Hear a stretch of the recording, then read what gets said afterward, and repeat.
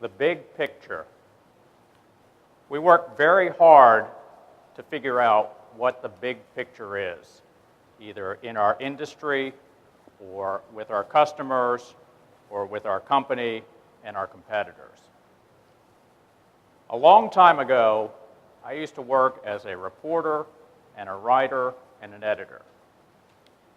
Journalists do curation naturally.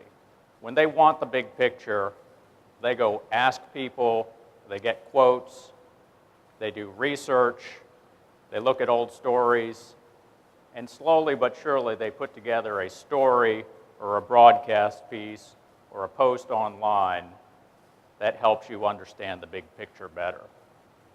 They curate information, but they don't just spit out what they learn along the way. They get these pieces and then they weed out all the pieces that don't fit or are irrelevant or unimportant to a story. And then they structure it so that the most important stuff is at the top, or that the story makes sense when you read through it or when you watch it. So journalists do curation as a part of their jobs. So having worked as a journalist, I've had some experience in this area. But all of us are natural curators. Later today, when you go home and your spouse or your significant other or your roommate or your child asks you, "How was your day?" you're not just going to spit out a list of things that happened from the moment you walked out the door. Well, I went outside and I locked the door and then I walked to my car and then I got the car handle and I opened the car door and then I got in and I sat down and I closed the car door and then I got my key and then I stuck the key in the ignition and I turned the key and the car went on, so on. You don't do that. The first thing you spit out is the most interesting or the funniest or the strangest or the most frustrating part of your day. We're all naturally curating information for ourselves and for other people. You may not have done a lot of it online, and that's where I want to help. So we're going to talk a lot about curation in the next hour, and I'll be taking your questions, and I'm going to give you some tips on how to use it better, how to use it for branding and marketing purposes, how to increase lead generation, and some other purposes. My name is Wade Kwon. I'm a communication consultant from Birmingham, just down the road. I'm also the conference director for the Y'all Connect blogging and social media conference. And it's my pleasure to be here this afternoon to talk to you here today at Southwired about curation. As you see on screen, my Twitter name is @WadeOnTweets. Feel free to tweet out any and all of this presentation or share it on the social network of your choice. And I'll even have some tweets along the way to help you out. If you have questions, just raise your hand and someone will walk the mic to you and in a loud, booming voice, tell me and everyone else what your question is. Don't save them for the end because I'm just going to talk all the way through the end, but I'm happy to take questions throughout the hour. You should have sheets that have the outline at the bottom. There's a link. The slides are available, so you can look at the slides as we go along. You can download them. You can forward that link to your friends and colleagues. You can print out the slides. You can review them at any point. So feel free to take as many or as few notes as you want to, but all the slides are available now online. And at the end, if you stick around to the end, we've got 2 door prizes, a MailChimp hat, and a video package from Y'all Connect that has all the videos from our first 2 years. That's about 27 hours worth of training material. So I hope you'll stick around. We get information 1 bit at a time, 1 pixel at a time. This is how we understand our world better. This is how we get deeper insights into the communities we serve, our brand, our company, our products and services, our competitors. As I mentioned before, journalists train to do this. But you can learn to do this. You can learn the techniques that will save you time make you smarter, and help you predict trends that will influence decision-making at your companies. It's not difficult. It doesn't have to cost any money whatsoever, but it will improve your understanding and how you serve fans and customers. So we're going to look at 3 things. Why curation? What are some of the advantages to doing it? You're all Smarties, so I don't have to convince you very much, but you might have to sell it to colleagues. You might have to sell it to a boss. So let me give you some reasons on why you should start curation. How? There are 5 different ways I want to show you how you can start curation. They're all free. They're all easy to set up. Once you have it set up, you're off and running. And then when you have all that information, I want you to be able to share it. So I'm also going to show you 5 ways to share information that you curate. Again, it's not difficult. If I can do this, any of y'all can do this.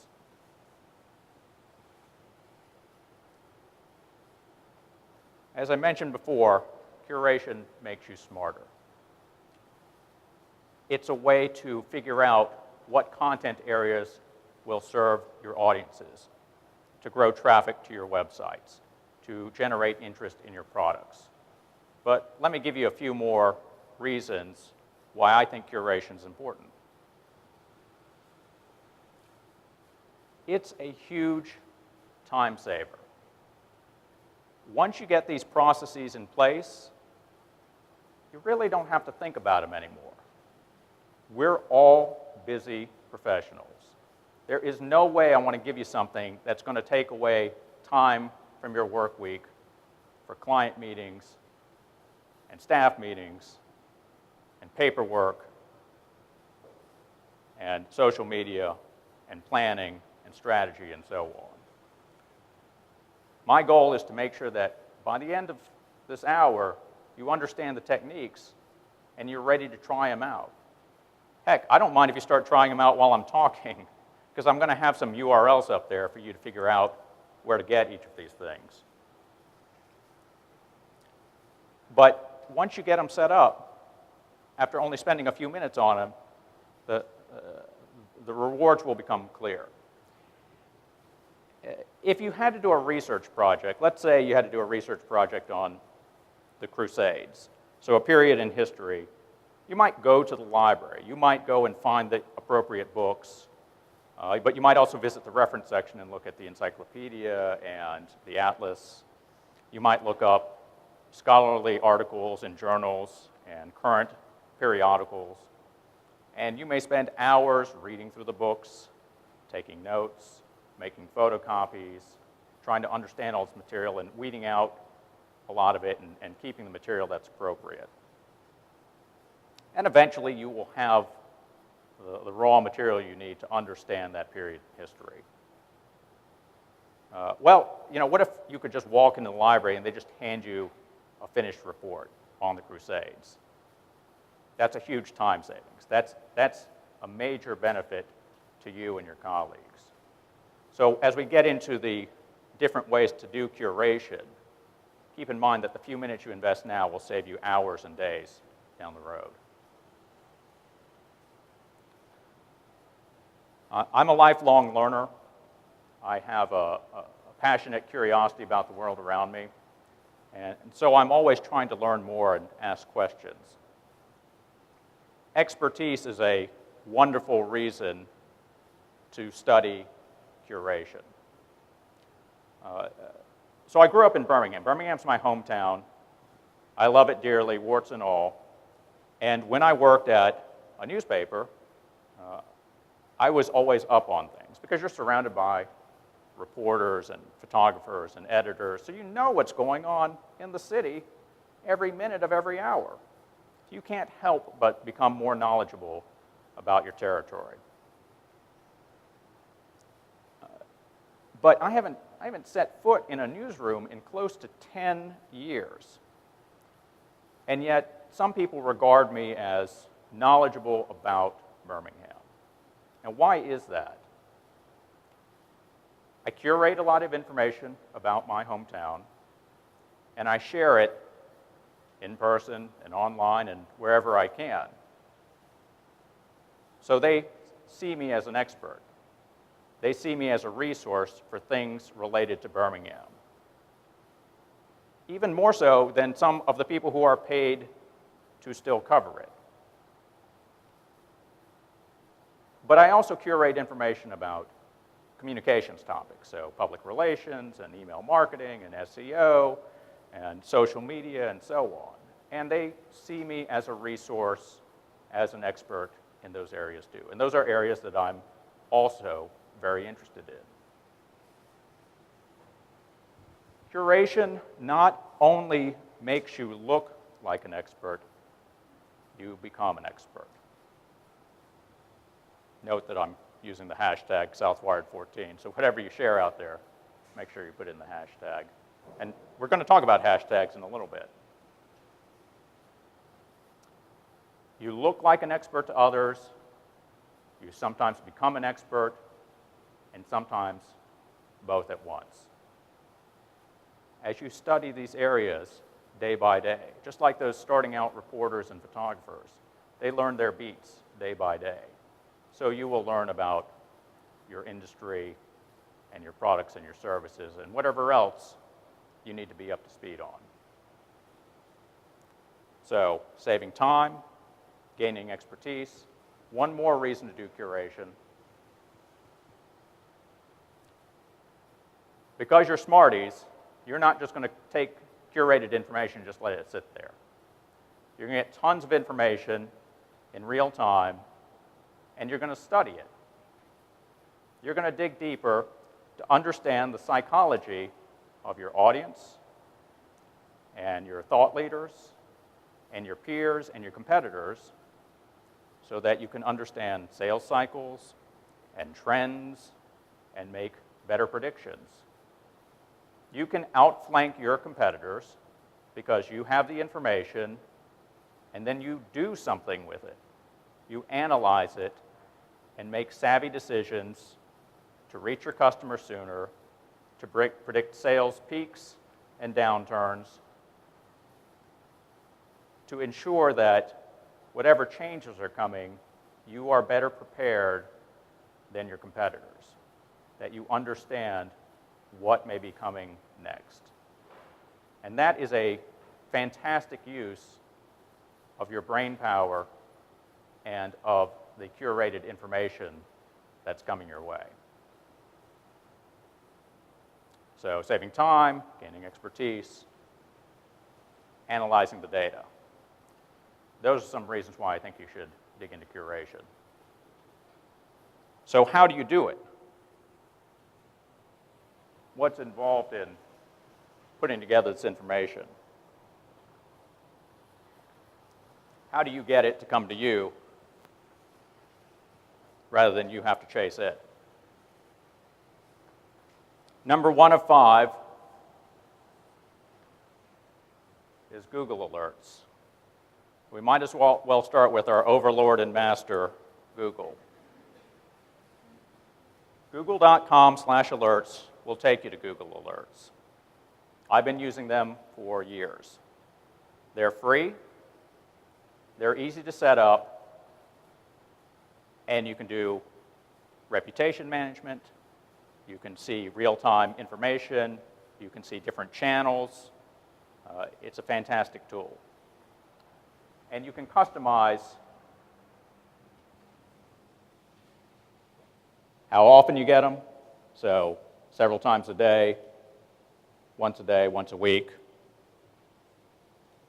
If they come from news items, from blog posts, from videos, what language, what country, how many results you're going to get, what email address you want it sent to, or if you want it set up as an RSS feed. Once you sign up, you can change it, you can unsubscribe, you can make the options work for you. As you type in your search terms, keywords, Boolean operators, it'll give you a sample output, so you'll even see what kind of results you might get based on your search terms. So if I were to search the phrase all about that base and had Google email me the results, day one sends me the results of blog posts, news items related to the song. Next day, sends me another email with more results. Day after that, sends me another email with more results related to it. If you were to set up a Google alert with your company's name and your competitors' names, a Google alert with the name of your products, or the name of your CEO, or your own name. This is how you start to do reputation management, because you know what people are saying about you. And you can get those alerts as fast or as slow as you want. So you can set up 1 alert, 10 alerts, 100 alerts. Very easy. But I've been using them for years, and it's because it's so flexible, and because instead of me scouring Google, Google's going to scour the entire internet for these key phrases and send it directly to me.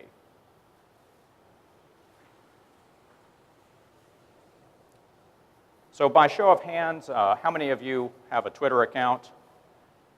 How many of you have access to your company's official Twitter account? And how many of you use Twitter lists? Good.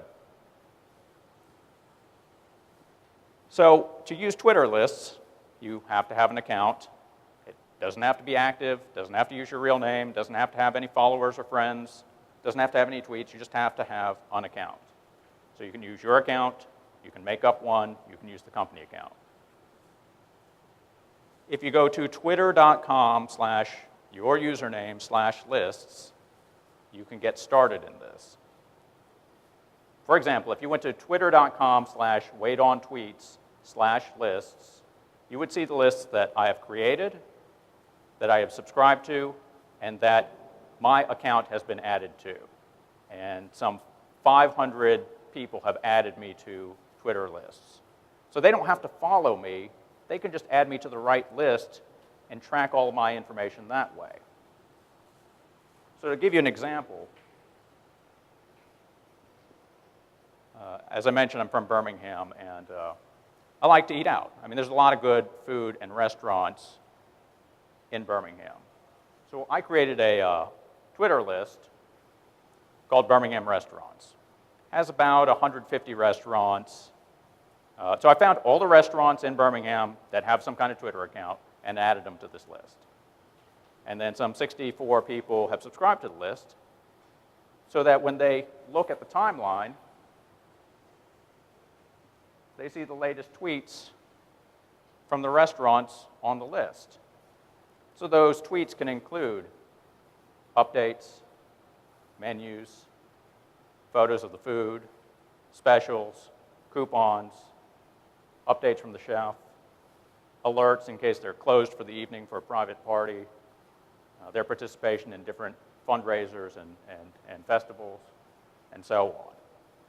So I and these 64 other people can skim through the list and find good places to eat and find out what's going on in the restaurant community.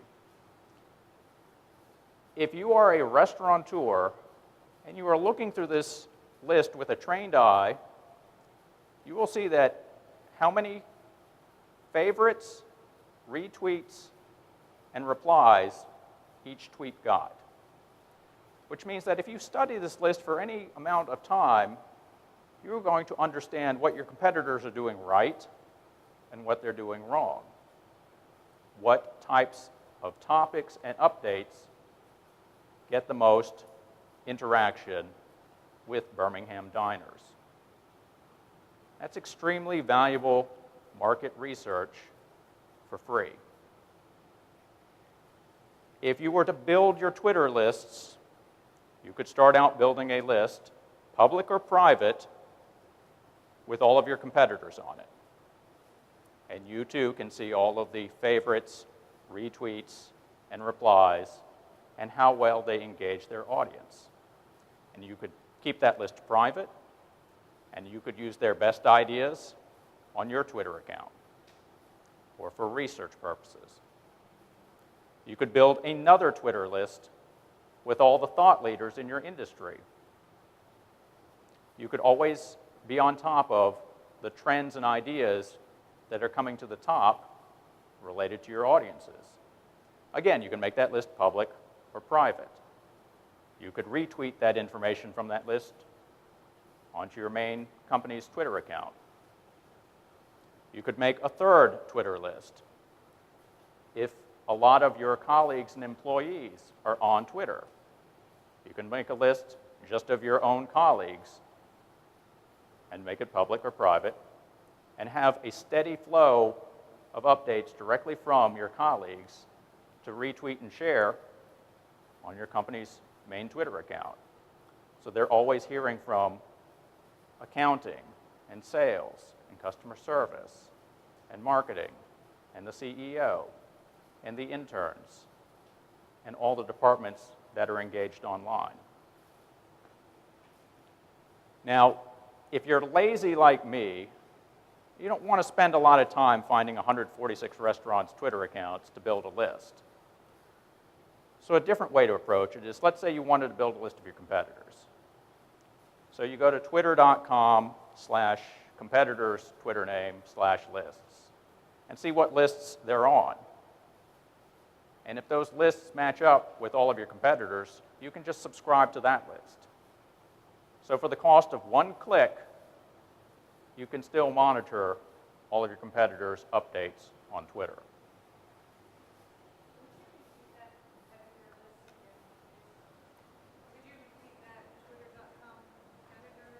Yeah, so she was asking about the URL. Twitter.com/username/lists.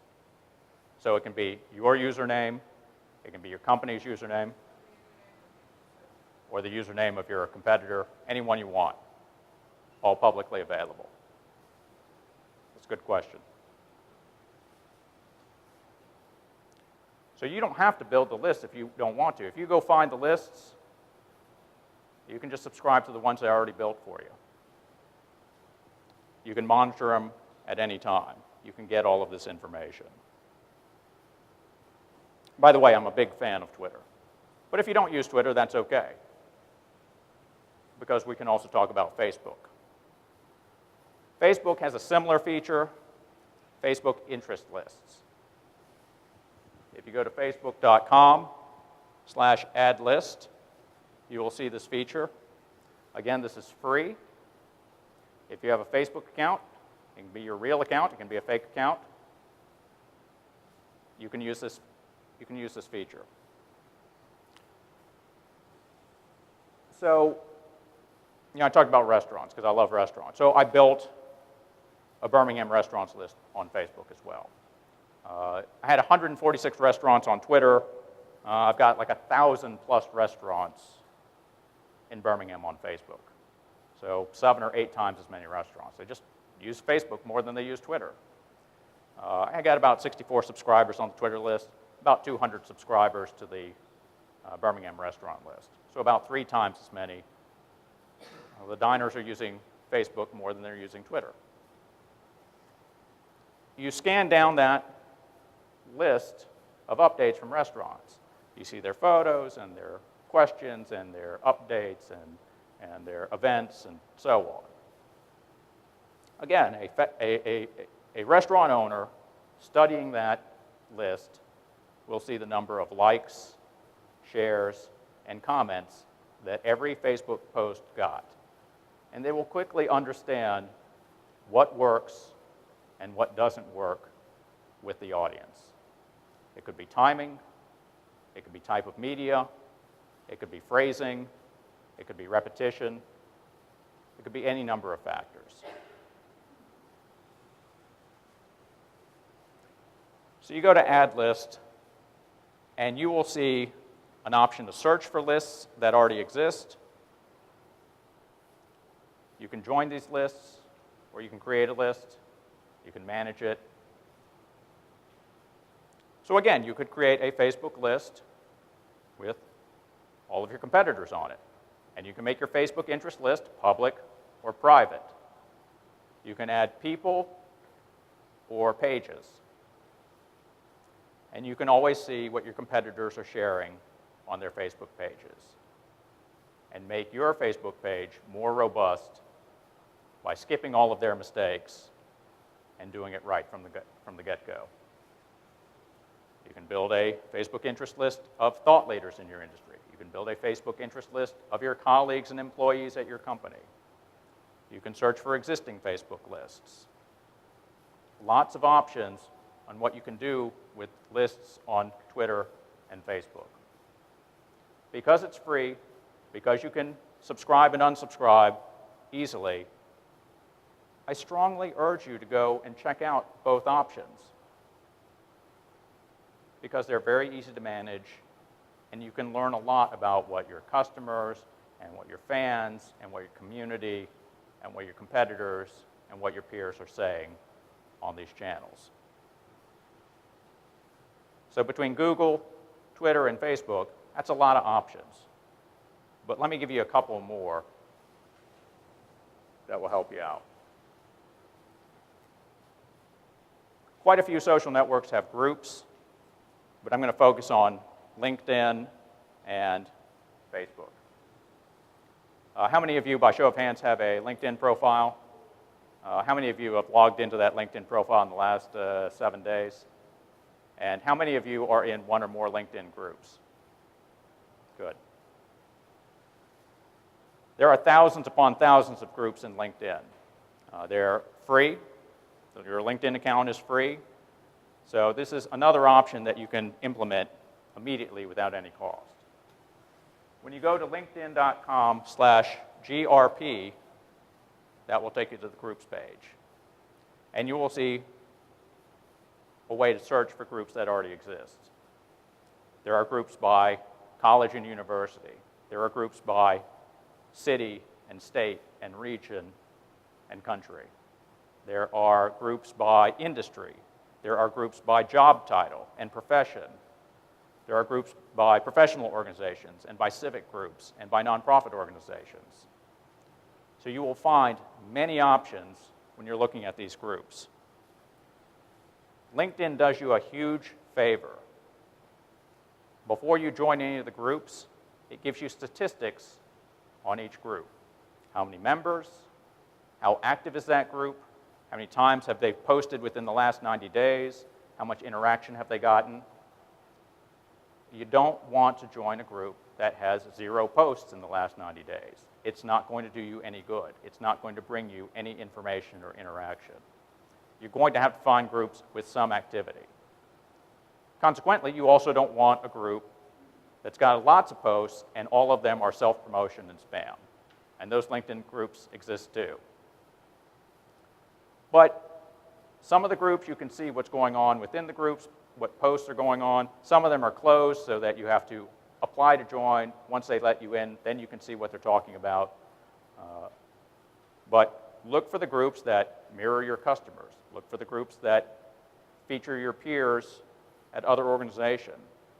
Look for the groups that will bring you the information that will help you do your job better, help you do smarter campaigns, help you reach your audience. The thing I like about the groups versus the lists, because we just talked about Twitter lists and Facebook lists. Those lists are passive. I mean, you're just scanning through a lot of information and updates from various companies and brands and people. With groups, you can crowdsource. You can talk to them. You can ask questions. You can answer questions. You can simply sit back and listen to what's going on. But you can have some real interaction with people, and it's powered by you and everyone else in the group. So here's a great opportunity to get information that's already being curated by other people who are sharing links to stories, asking questions, bringing up problems, and brainstorming. Facebook has a similar option, so if you go to facebook.com/browse groups, you will also have an option to search for groups on Facebook. Thousands upon thousands of groups in Facebook. You've probably seen quite a few. Sometimes they're based around hobbies, interests, communities, sports teams, but also around professions, industries, products, companies, professional organizations, and so on. So the same options in Facebook. You can go and look for groups to join. You can sit back and listen. You can participate. You can create a group, just like you can create groups in LinkedIn. So if the community doesn't exist that you want, you can go and create one and invite people to join it and manage it and grow it over time. Sometimes those are the best groups because you have full say as to what goes in and what goes out, and you're able to use that knowledge appropriately.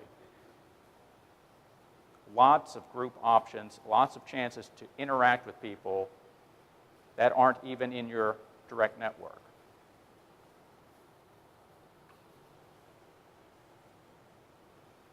The fifth option is hashtags.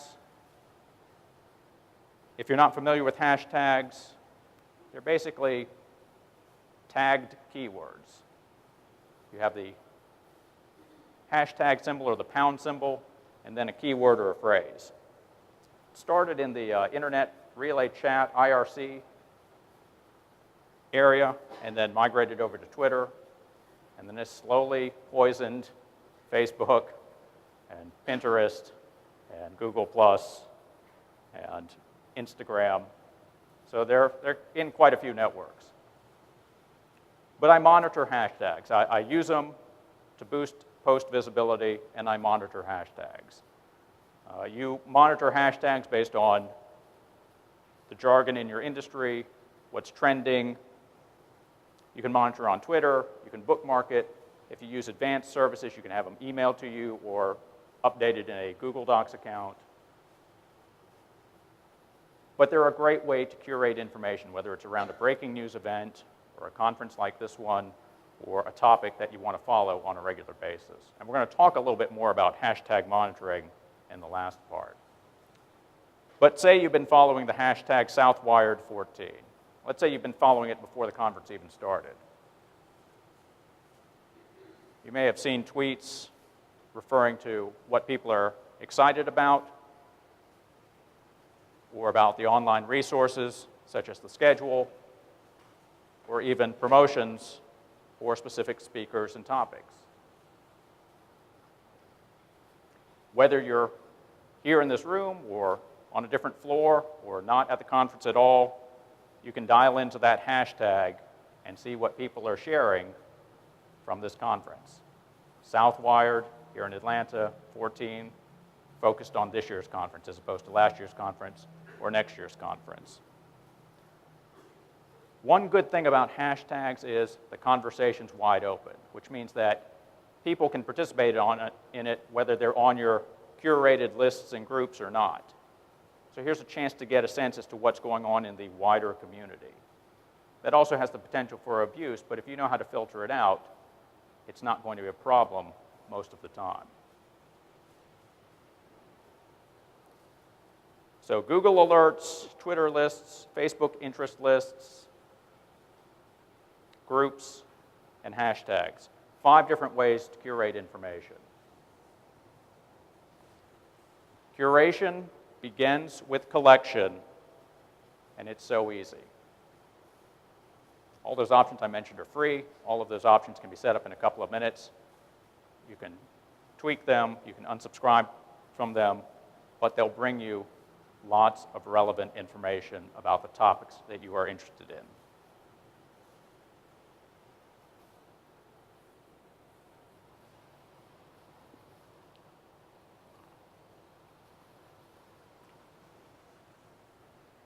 So we have the why, we have the how,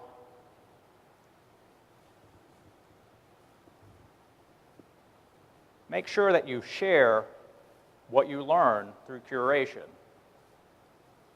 Sharing helps build your community and your audience. It elevates your reputation as a resource and an expert. You're going to have tons of information to share. Some of it may end up being proprietary, but I bet a lot of it is stuff that you can share right now. This is how you become more attractive through content curation and digital outreach. So let me walk you through 5 ways to share this information that you curate. How many of you have a blog on your company website? And how many of you either post to that blog or help maintain that blog? That's fantastic. That blog is your home base. Yeah, you can share it on Facebook and LinkedIn and Twitter and Instagram. But the blog, your company website, that's where you have full control.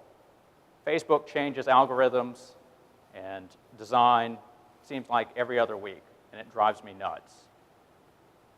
The rules are always changing in those other sandboxes.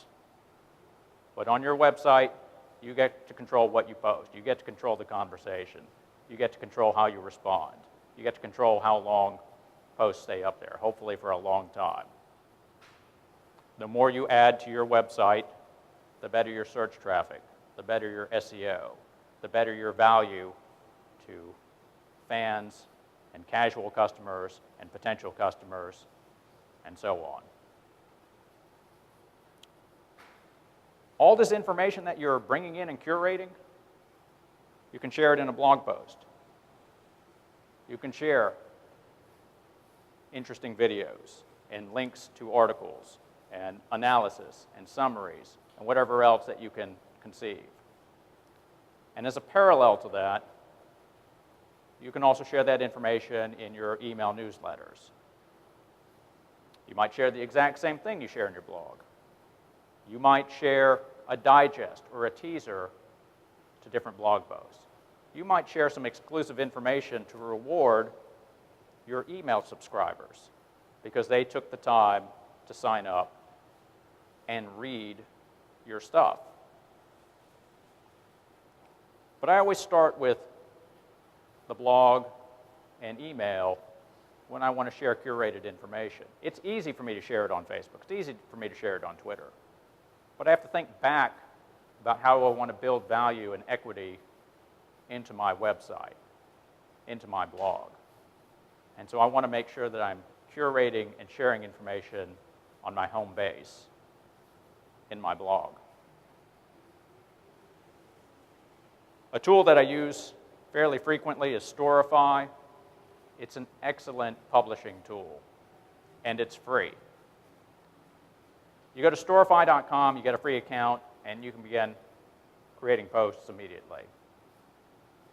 Storify lets you create multimedia posts with tweets and Instagram photos and Flickr photos and links and Facebook updates and text and headlines, and you can organize it in whatever fashion you want to, and then you can publish it.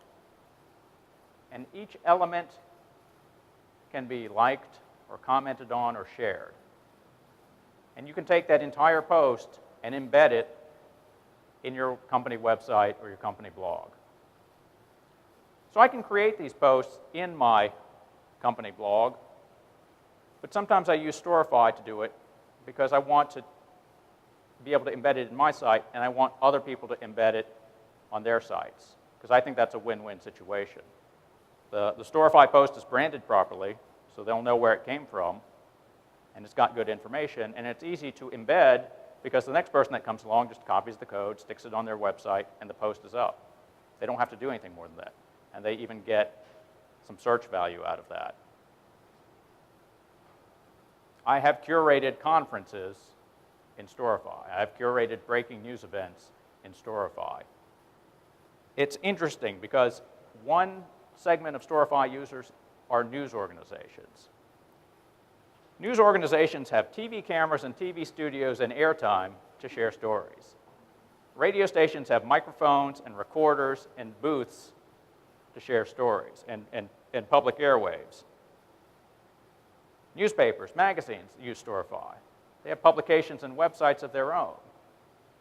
Web outlets use Storify. They have their own website to share this on. TV stations have YouTube to share stories on.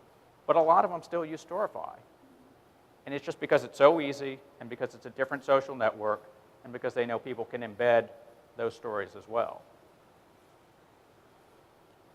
But you can go into Storify and you can look for the hashtag, you can look for phrases, you can take the information that you've curated and organize it in a great post, publish it, and then share that post with people, or embed it on your site and share that post with people. It's flexible, it's got great design, and I encourage you to experiment with it because it's not very hard to learn how to use it.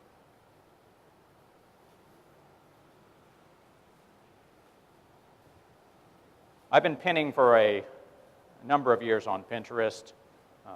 It's a fantastic tool. It's free. And it's a great way to share a lot of visual information. You have to think visually because, of course, some of the information you curate from websites, blog posts, etc., have to have a visual component, be it a photo, illustration, GIF, chart, graph, or a video. There has to be something on there for Pinterest to latch onto. And I've tried to pin posts that have no visual element. It doesn't work.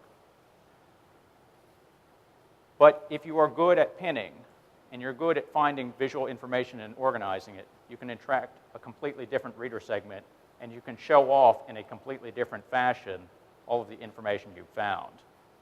I've pinned things for fun, and I've pinned things that are news-related and communication-related.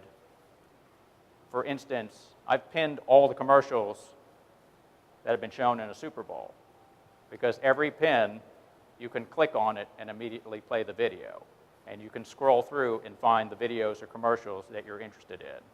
And then you can repin those commercials, or you can share them, or you can follow the board, or you can comment on an individual commercial. And based on the number of likes and comments, I knew which commercials were the most popular among this audience.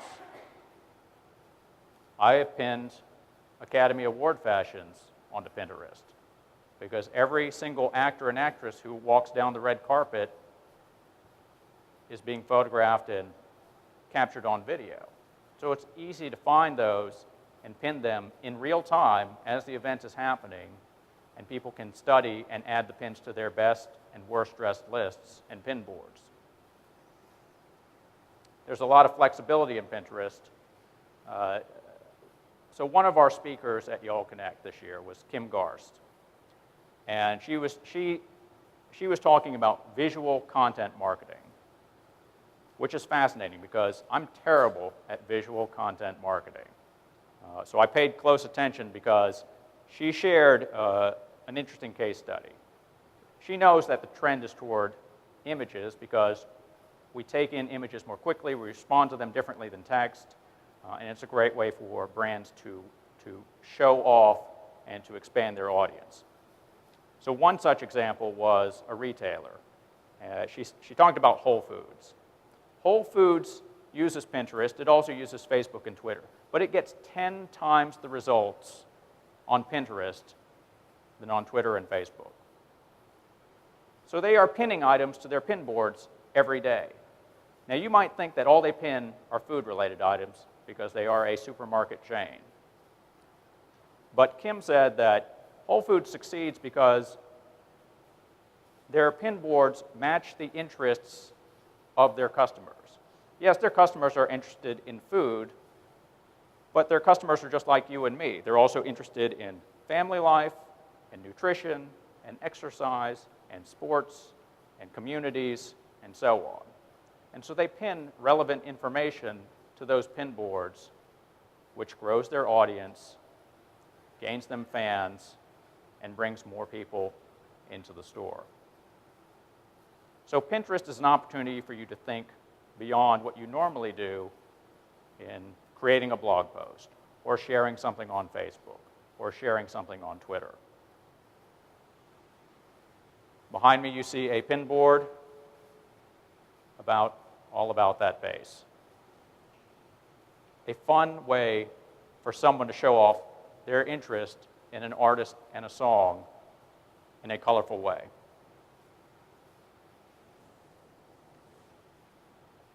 The last two ways to share are focused on Twitter.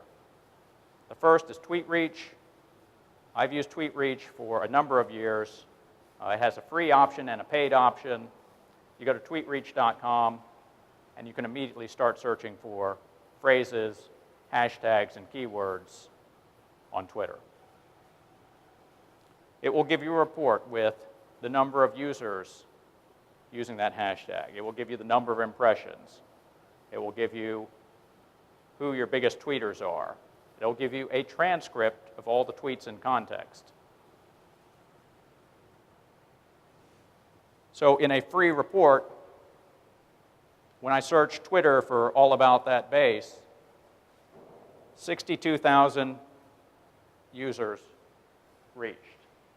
So 50 out of an estimated 1,500 total tweets. If I pay the fee, I get the full report with all 1,500 tweets from the last 3 to 7 days. But just in the 50 tweets, 62,000 accounts reached for 70,000 impressions. It's not a great ratio, but it's okay. And then if you were to scroll down, you would see the transcript. So if you go to TweetReach and you type in hashtag Southwired14, you can see the 50 recent tweets from the conference. And if you pay a fee, you can get the entire transcript. And you can keep it for yourself or you can share it.